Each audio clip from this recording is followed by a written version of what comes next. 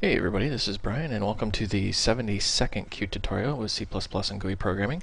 This is going to be another user feedback. I get to ask the question, Brian, how do you compile and use a third-party DLL? So we're going to do this and maybe split it into two parts depending on how big this gets. This is a fairly advanced topic, so we'll see. Alright, first thing you need to do is go to the Qt website and go to Downloads. And you're going to want to download the Qt Creator source. That's right, the actual source code for Qt Creator, this IDE that we've been working with all this time. And the reason why you're going to do that is because it uses a library called Botan, or Botan. I think it's called Botan. Anyways, very, very powerful library.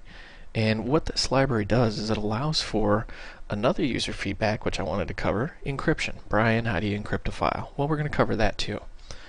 So rather than have you go out and look for these arcane libraries, we're going to use something that you already have, the source code and the project file and everything set up.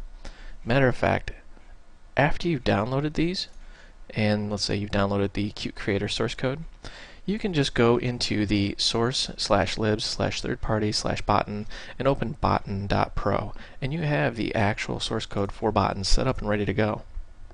All you have to do is compile it. Now, after you've compiled it, you are going to have a few libraries. And you notice how it's, libs, third party, botan build desktop, libs/Qt Creator. You're going to have botan DLL, botan d.dll, botan A, botan A.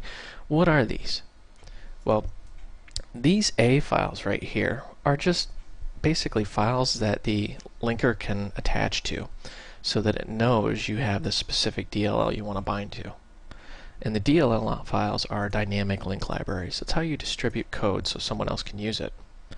Now, Botan comes with DLLs, but they're compiled with Microsoft Visual Studio.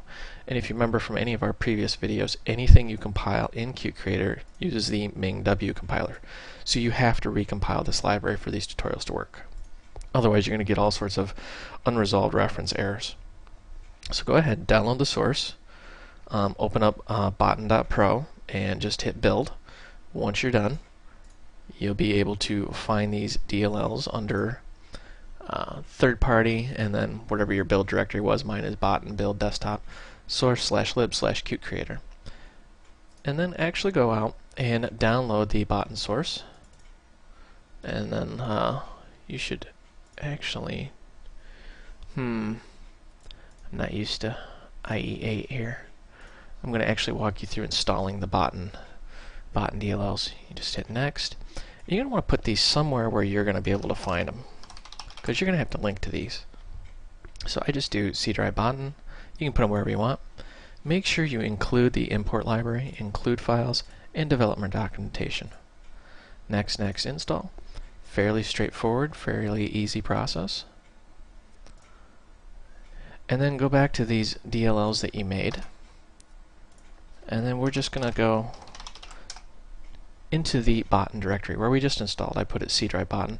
You notice how there's already a DLL and there's a lib file. Those are generated by Visual Studio, which we're not using. We're just going to right click and paste, and then we're going to copy and replace those files. That way we now have our working files that are compiled with the MingW compiler. Like I said, if you skip that step, you're going to have nothing but problems. You're going to get unresolved reference errors and just all sorts of little gremlins in your code, and you're not going to be able to figure out, well, what in the world is going on here. Now, I'm not going to lie to you. Botan is an extremely complex library.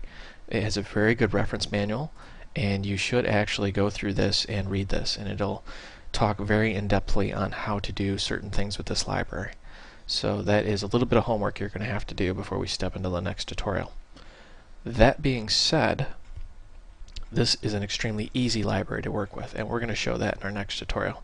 I'm going to chunk these up into two parts, simply because there is a bit of preliminary overhead you're going to have to understand in order to work with encryption. Encryption is a science in itself, and you have to know the difference between like a block cipher and a stream cipher, and we're going to cover those things in very briefly, very simply. Alright, well, that's pretty much all for this tutorial. I'm going to call this one part 1 of 2, how to compile the Botan library. And the next one we are going to actually use the botnet library.